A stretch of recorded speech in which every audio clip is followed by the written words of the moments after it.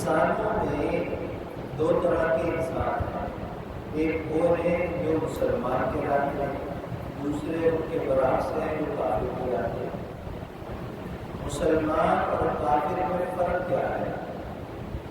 علماء کرام فرماتے ہیں مسلمان اور کافر کی سوچ میں تھوڑا فرق ہے، اور وہ یہ ہے کہ جب کسی کافر کو کوئی کام درپیش ہوتا ہے، کوئی مسئلہ درپیش ہوتا ہے، اس کے لیے تدبیر کرتا ہے، اور وہ تدبیر کر کر اسباب کو اختیار کرتا ہے، تو اس کا ذہن یہ ہوتا ہے کہ اس تدبیر سے، اس سبب سے میرا یہ مسئلہ حل ہو جائے، میرا یہ کام ہو جائے۔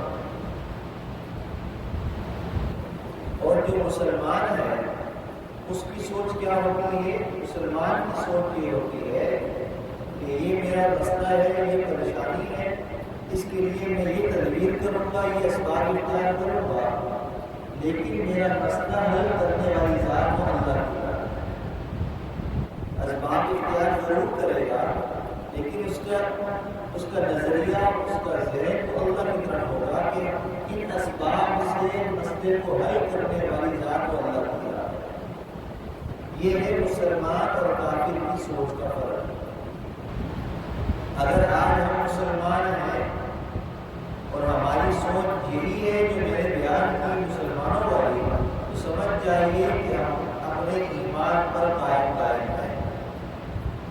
ہم نے ایمان کے ساتھ ساتھ ایمانی کیفیت کو بھی سمجھ لیا، سیکھ لیا ہے۔ مثال کے طور پر کوئی بیمار ہو جاتا ہے تو بیماری کے لیے سبب کیا ہے؟ دوا استعمال کی جاتی ہے، ڈاکٹر کے پاس جایا جاتا ہے۔ اب کافر جو ہوتا ہے وہ بھی ڈاکٹر کے پاس جاتا ہے، مسلمان ڈاکٹر کے پاس جاتا ہے۔ کافر جاتا ہے، دوا لیتا ہے، اس کا نظریہ یہ ہوتا ہے سوچتے میں یہ دوائی کھاؤں گا تو اس دوائی میں شفا ہے، مجھے صحت مل جائے گی۔ لیکن مسلمان وہ دوائی لیتا ہے، ڈاکٹر کے پاس بھی جاتا ہے، سارا وہی عمل ظاہر میں اختیار کرتا ہے جو کافر نے کیا ہے، لیکن اس کی نظر اور سوچ یہ ہوتی ہے کہ یہ دوائی اور یہ ڈاکٹر تو اسباب ہیں، اس دوا سے شفا دینے والی ذات کو اللہ کی ذات ہے۔ تو اللہ کی ذات سے کام کیسے بنے گا؟ اس چیز کو اللہ کے محبوب صلی اللہ علیہ وسلم نے اس حدیث مبارکہ میں بیان کیا ہے۔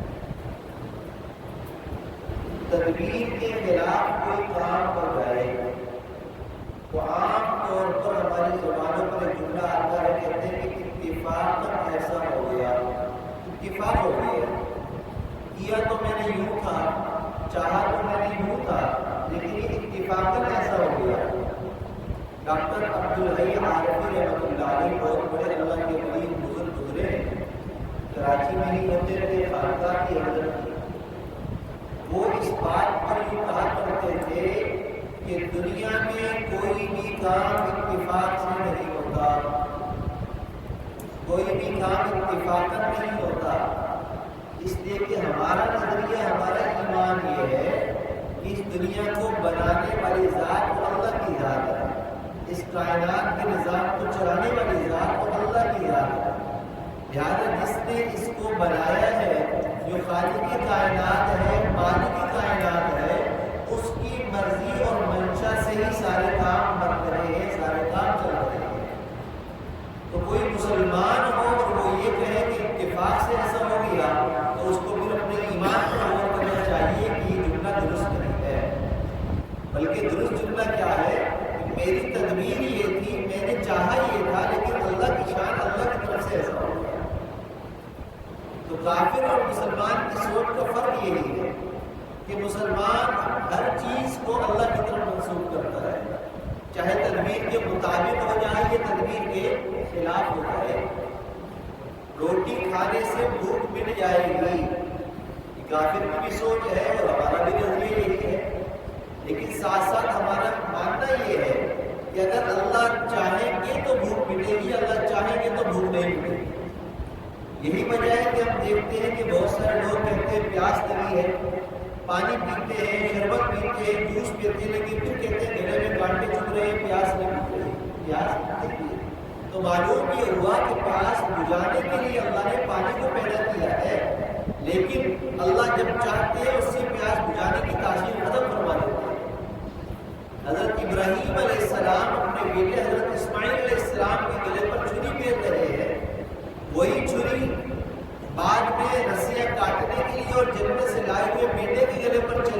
نے کام دکھایا، لیکن اسماعیل علیہ السلام کے گلے پر چھری پھری تو گلا نہیں کٹا۔ معلوم یہ ہوا کہ چھری میں کاٹنے کی طاقت نہیں، اس میں تاثیر اور طاقت ڈالنے والی ذات وہ اللہ کی ذات ہے۔ اللہ کا حکم جس چیز میں ہوتا ہے وہ کام ہوتا ہے، اللہ کا حکم نہ ہو تو وہ کام بھی نہیں ہوتا۔ لہٰذا ہم اپنی سوچ کو، اپنے نظریے کو اپنے ایمان کے مطابق، کرنے کے مطابق بنائیں تو ہماری زندگی کی بہت بڑی بڑی پریشانیاں آسانی میں تبدیل ہو جائیں گی۔ دیکھیے مسائل ختم نہیں ہوں گے، پریشانیاں ختم نہیں ہوں گی، لیکن سوچ بدل جانے کی وجہ سے ان پریشانیوں میں اللہ آسانی پیدا کروا دے گا، اور اللہ مشکلات کو اللہ حل فرما دے گا کہ اس کے ذریعے ہمیں راحت مل جائے گی۔ پہلے غم مل رہا تھا، اب راحت اور خوشی ملنے شروع ہو جائے گی۔ ملک شام میں حضرت خالد بن ولید رضی اللہ عنہ مجاہدین کی امارت کرتے ہوئے جہاد کر رہے ہیں۔ ایک جگہ پر ایک قلعہ تھا، اس کا محاصرہ کیا مسلمانوں نے۔ حضرت خالد بن ولید رضی اللہ عنہ سب سالار ہیں، بہادر جرنیل ہیں، آپ کا نام ہے جنرل اور بہادر لوگوں میں۔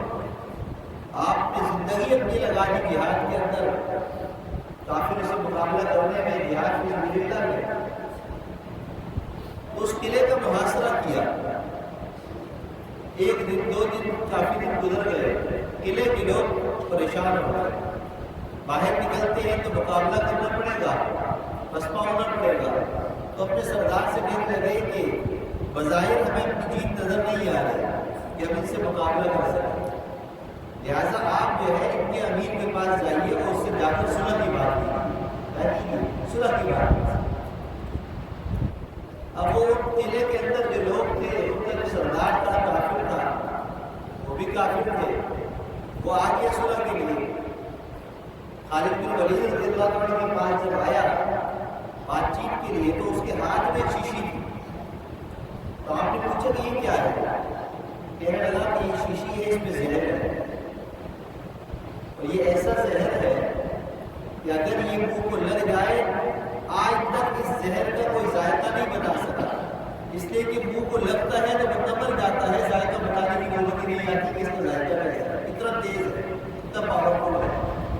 اچھا، تو آپ میرے پاس کیا کرنے آئے ہو؟ آپ سے بات چیت کرنے آئے ہو، تو زہر کیوں لائے ہو؟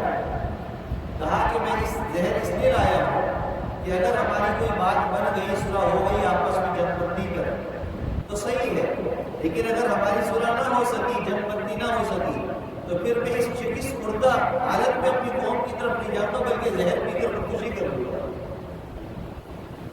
خالد بن ولید رضی اللہ عنہ بڑے حیران ہوئے، کہنے لگے کہ تم کیا سمجھتے ہو کہ زہر کے پینے سے کوئی بندہ مرتا ہے؟ کہا کہ ہاں۔ کہا کہ ادھر لاؤ، میرا ماننا یہ ہے کہ زہر سے کچھ نہیں ہوتا، اللہ چاہتے ہیں تو بندہ مرتا ہے، اللہ چاہتے نہیں ہے تو نہیں مرتا۔ کہا کہ نہیں، ایسا تو آج تک ہم نے دیکھا نہیں، کوئی اس زہر کو منہ لگائے اور وہ بچ گیا ہو، ایسی کوئی مثال نہیں ہے۔ آپ نے کہا مجھے دو۔ اب وہ زہر کی شیشی لی آپ نے، اور آپ نے دعا پڑھی جو اللہ کے محبوب صلی اللہ علیہ وسلم نے دعا سکھلائی، وہ دعا پڑھ کر آپ نے زہر کی شیشی پی لی، پوری شیشی پی گئے، آپ پر کچھ بھی اثر زہر کا نہیں ہوا۔ اور وہ دعا کیا تھی؟ اللہ کے محبوب صلی اللہ علیہ وسلم نے فرمایا کہ صبح اور شام 3 مرتبہ یہ دعا پڑھ لیا کرو، جو صبح پڑھ لے گا شام تک اس کو کوئی موذی چیز نقصان نہیں پہنچا سکتی، شام کو پڑھ لے گا تو صبح تک محفوظ ہو جائے گا۔ اور دعا بڑی ہی مختصر ہے، بسم اللہ الذی لا یضر مع اسمہ شیء فی الارض ولا فی السماء وهو السمیع العلیم۔ مختصر سی دعا ہے، اللہ کے نام کے ساتھ پڑھنی ہے، اور اللہ تعالیٰ نے اس میں تاثیر کیا رکھی ہے، زہر پی لیا اس کا اثر بھی نہیں ہوا۔ تو مسلمان یہ ہے، ہمارا ایمان یہ ہے، مسلمان کا نظریہ سوچ یہ ہے کہ کرنے والی ذات اللہ کی ذات ہے، اللہ کا حکم ہوگا تو کام ہوگا، اللہ کا حکم نہیں ہوگا تو کام نہیں ہوگا۔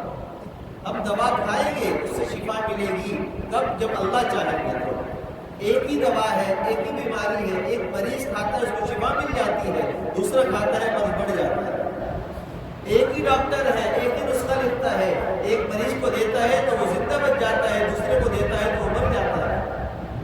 تو زندگی اور موت کس کے ہاتھ میں ہے؟ اللہ کے ہاتھ میں ہے۔ کامیابی ناکامی کس کے ہاتھ میں ہے؟ اللہ کے ہاتھ میں ہے۔ اللہ جو چاہتے ہیں وہ ہوتا ہے، ہمیں صرف حکم تدبیر کرنا اس تدبیر میں حسن تدبیر اور اس کو پورے واقعے کے مطابق ڈالنے والی ذات کو اللہ کی ذات ہے۔ ایک سفر سے واپسی پر نبی کریم صلی اللہ علیہ وسلم ایک درخت کے نیچے آرام فرما ہے اور صحابہ کرام کے اوپر کے خیموں میں آرام فرما ہے۔ آپ ایک درخت کے سائے میں ہیں، نہتے تلوار آپ نے درخت پر نہیں لٹکا دی، اس کے خیمے پر آپ وہاں پر آرام کر رہے ہیں۔ قریبی کافروں کا علاقہ تھا، وہاں سے ایک مخبر آ گیا، اس نے دیکھا کہ مسلمانوں کے سردار ہیں اور اس وقت ان کے قریب کوئی ہے بھی نہیں، سو بھی رہے ہیں، نہتے بھی ہیں، پہنچ گیا سر پر اور پہنچا اور چپکے سے آپ کی تلوار نکال لی۔ تلوار نکالی، اس کی آہٹ سے آپ کی آنکھ کھل گئی۔ جب آنکھ کھلی تو کہنے لگا کہ میرے ہاتھ سے آپ کو کون بچائے گا، کون بچائے گا؟ اب آپ مسکرائے اور آپ نے اس کے سوال کے جواب میں کہا اللہ اللہ اللہ بچائے گا۔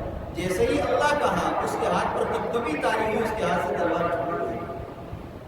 ہاتھ میں تلوار ہے، جوان آدمی ہے، اگر زور سے چلا دے تو کئیوں کے گلے کو کاٹ دے۔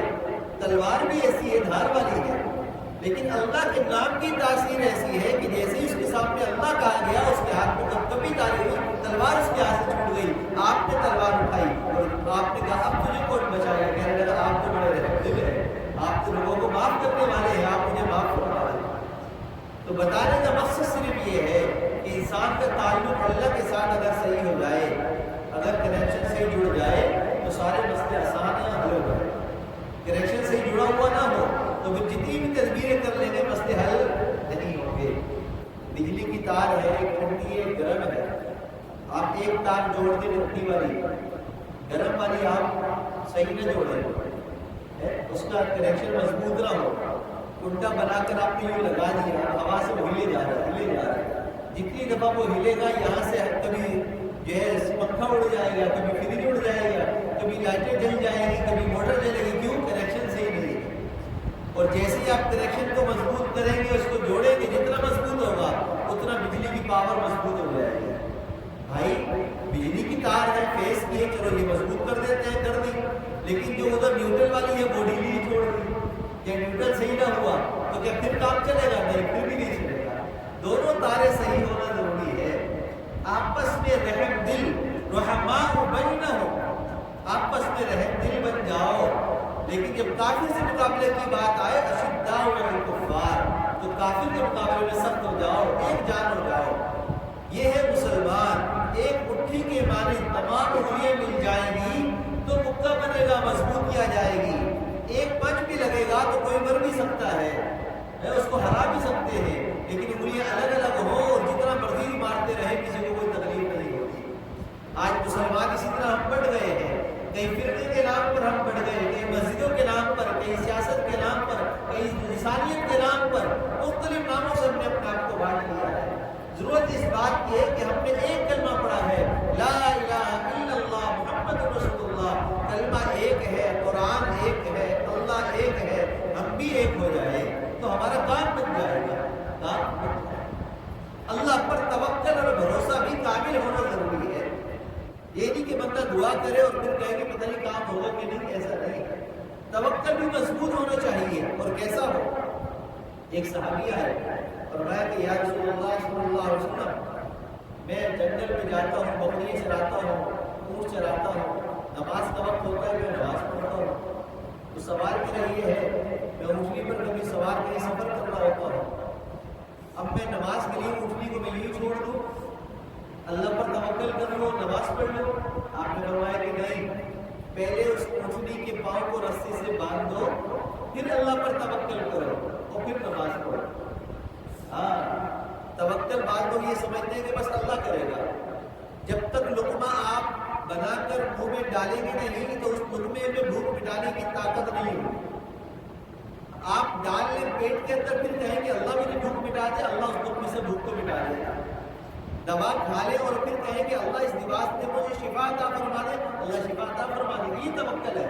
اسباب بھی اختیار کرنا، روزانہ کام پر جانا، نوکری کرنا، دہاڑی کرنا، مزدوری کرنا، بزنس کرنا، پھر کہنا کہ اللہ مجھے رزق عطا فرما دے، رزق حلال عطا فرما دے، میرے رزق میں برکت عطا فرما دے۔ تو اللہ کے محبوب صلی اللہ علیہ وسلم کی تعلیم یہ ہے کہ یہ توکل کامل ہے، لہذا اللہ ضرور اس کے حلال عطا فرمائے گے۔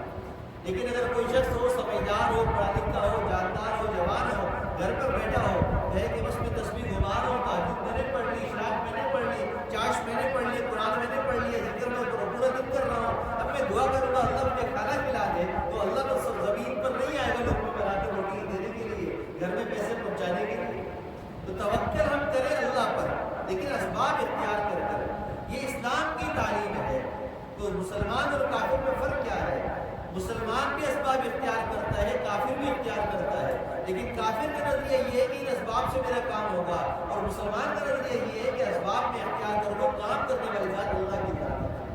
جب ہمارا نظریہ اور سوچ صحیح ہو جائے گی تو ہماری زندگی کے بہت سارے مسئلے حل ہو جائیں گے۔ تو میں نے شروع میں ایک حدیث بیان کی کہ اللہ کے محبوب صلی اللہ علیہ وسلم نے فرمایا جس کو جو مشکل پیش آئے یا کسی بندے سے کوئی کام ہو تو ہم کیا کرتے ہیں؟ سفارش کرواتے ہیں، تعلق استعمال کرتے ہیں، پیسہ استعمال کرتے ہیں کام کے لیے، یہ اسباب ہے نا۔ اب ہم نے سفارش بھی استعمال کر لی، تعلق بھی استعمال کر لیا، یہ ہم نے کیا کیا؟ اسباب اختیار کر لیا۔ لیکن اب ہم نے 2 رکعت نماز پڑھنی ہے، اس کام سے پہلے کیا کریں؟ 2 رکعت نماز آپ نے فرمایا اچھی طرح وضو کرو۔ اچھی طرح وضو کیسے ہوتا ہے؟ سنت کے مطابق ہاتھ دھونا، مسواک کرنا، ناک صاف کرنا، چہرے کو 3 دفعہ دھونا، دونوں ہاتھوں کو 3 دفعہ دھونا، مسح کرنا اور پاؤں دھونا، یہ پورا وضو ہے۔ شروع میں بسم اللہ پڑھ کر وضو شروع کریں، ہر وضو کو 3 بار دھوئیں، مسواک بھی کریں، منہ بھی اچھی طرح صاف کریں، سنت کے مطابق پورا وضو کریں۔ اور وضو کے درمیان کی دعا اللہم اغفر لی ذنبی ووسع لی فی داری وبارک لی فی رزقی، یہ وضو کے درمیان کی دعا یہ بھی پڑھیں۔ پھر دوسرا کلمہ ہے، وضو ختم کرتے ہی دوسرا کلمہ پڑھے اشہد ان لا الہ الا اللہ واشہد ان محمد عبدہ ورسولہ۔ آسمان کی طرف انگلی اٹھانا ضروری نہیں ہے، آسمان کی طرف سر اٹھا کر دوسرا کلمہ پڑھ لیجیے، اس کے بعد دعا پڑھیے اللہم اجعلنی من التوابین واجعلنی من المتطہرین۔ آپ نے سنت کے مطابق وضو کر لیا، پھر 2 رکعت نماز نفل صلاۃ الحاجت کی نیت سے پڑھیں، جیسے ہم نفل نماز پڑھتے ہیں۔ نماز کے بعد دعا کرنی ہے، اللہ کی حمد بیان کرنی ہے، پھر درود پاک پڑھنا ہے، پھر دعا پڑھنی ہے۔ اور دعا کیا ہے؟ لا الہ الا اللہ الحی الکریم سبحان اللہ رب العرش العظیم الحمدللہ رب العالمین اسألک موجبات رحمتک وعزائم مغفرتک والغنیمۃ من کل بر والسلامۃ من کل اثم لا تدع لنا ذنبا الا غفرته ولا ہما الا فرجته ولا دينا الا قضيته ولا حاجة هي لك رضا الا قضيتها یا ارحم الراحمین یا ارحم الراحمین۔ اللہ کے محبوب صلی اللہ علیہ وسلم نے فرمایا جو شخص بھی یہ عمل اختیار کرے گا وہ اللہ پر توکل کرنے والا ہے اور اللہ اس کے کام کو بنا لے گا، اللہ اس کے کام کو بنا۔ آخری بات، آپ صلی اللہ علیہ وسلم کی سنت یہ تھی کہ آپ کے پاس کوئی چیز لے کر آتا ہدیۃً تحفۃً، مسواک لے آیا، خوشبو لے آیا، کوئی کپڑا لے آیا، کوئی ٹوپی لے آیا، کوئی اپنے علاقے سے آتے ہیں وہاں کی کوئی سبزی فروٹ لے آیا، مختلف چیزیں ہدیہ صحابہ کو۔ تو آپ کی عادت اور سنت یہ تھی کہ آپ ہدیہ دینے والے کو جواباً ہدیہ بھی دیتے، دعا بھی دیتے، یعنی ہدیے کا جواب ہدیے سے دیتے، چاہے وہ کوئی چھوٹی سی چیز کیوں نہ ہو، چاہے وہ کوئی آیت یاد کرانا کیوں نہ ہو، چاہے کوئی دعا ہی کیوں نہ ہو، آپ ضرور جواب دیتے ہیں۔ تو یہ آپ کی سنت ہے۔ اب علماء نے ایک مسئلہ لکھا ہے، فرمایا کہ جب بھی تمہیں کوئی مشکل پیش آتی ہے درود پاک پڑھا کرو، کیا پڑھا کرو؟ درود پاک۔ ہر دعا سے پہلے بھی درود پاک پڑھو، ہر دعا کے بعد بھی درود پاک پڑھو۔ کیوں؟ اس لیے کہ درود پاک جب ہم پڑھتے ہیں تو اللہ کے محبوب صلی اللہ علیہ وسلم نے فرمایا کہ جب کوئی درود پڑھتا ہے تو درود کا ہدیہ فرشتے میرے ساتھ